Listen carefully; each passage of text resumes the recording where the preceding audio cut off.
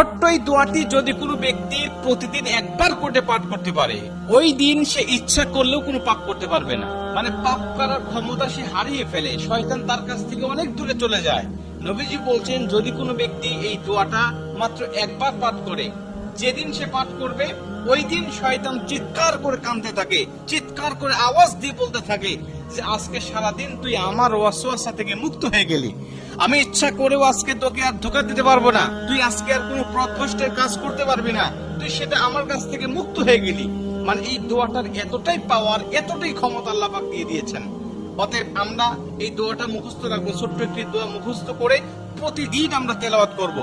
আমরা কিন্তু অনেকেই আছি পাপ ছাড়তে চাই, কিন্তু আমরা এমন কিছু দেখি বা এমন কিছুর সম্মুখীন আমরা হয়ে যাই, ওটা দেখার পরে আমরা নিজের উপরে নিজের কন্ট্রোলটা হারিয়ে ফেলি, তখন আমরা পাপ করতে বাধ্য হই বা পাপ শয়তান আমাদেরকে করিয়ে ফেলে। এজন্য যদি আমরা প্রতিদিন অন্তত ফজরের নামাজের পরে এই দোয়াটা যদি পাঠ করতে পারি, তাহলে আমরা কিন্তু শয়তান থেকে মুক্ত থাকবো ওই দিন সারা দিন।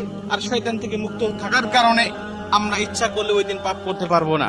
নবীজি এই দোয়াটা শিখিয়েছেন, আউযু বিল্লাহিল আযীম, আউযু বিল্লাহিল আযীম ওয়া বিওয়াজহিল কারীম ওয়া সুলতানিহিল কাদীম মিনাশ শাইতানির রাজীম।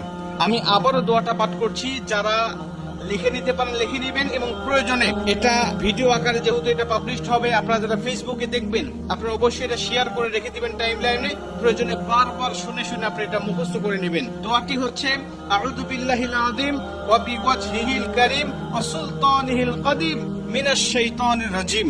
এই দোয়াটা আপনি মুখস্থ করে নেবেন, আর এই দোয়াটা পড়ার কারণে কিন্তু শয়তান থেকে আপনি মুক্ত থাকবেন। আর শয়তান যেহেতু আমাদের প্রকাশ্য শত্রু, এই শয়তান কিন্তু আমাদেরকে জাহান্নামে নেওয়ার জন্য, জান্নাত থেকে আমাদেরকে বিরত রাখার জন্য বারবার চেষ্টা করছে।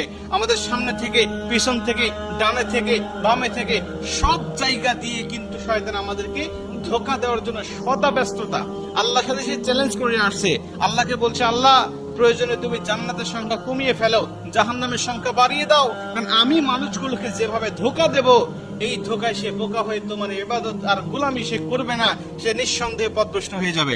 এজন্য শয়তান থেকে মুক্ত থাকার জন্য আমরা কিন্তু সর্বসময় এই দোয়াটা পাঠ করবো। প্রতিদিন অন্তত একবার এই দোয়াটা আমরা পাঠ করলে আমাদের কাছ থেকে শয়তান মুক্ত হয়ে যাবে, আমরা শয়তান মুক্ত জীবন যাপন করব। আর আমাকে যদি শয়তান ওয়াসওয়াসা না দেয়, ওই দিন কিন্তু আমি পাপ করতে পারবো না, ইচ্ছা করলে পাপের কোনো কথাই আমার মধ্যে আসবে না। কারণ আমরা জানি ফেরেশতারা ইচ্ছা করলেও পাপ করতে পারে না, কারণ ফেরেশতাদেরকে শয়তান ধোঁকা দেয় না, আর ফেরেশতাদের কাছে শয়তান যায় না, তাই তাদের অকর্ম করার মতো বা পাপ করার মতো কোনো ক্ষমতা তাদের নাই। এর জন্য এই দোয়াটা আমরা সবাই মুখস্থ করে নিব এবং প্রতিদিন একবার হলেও পাঠ করবো ইনশাআল্লাহ।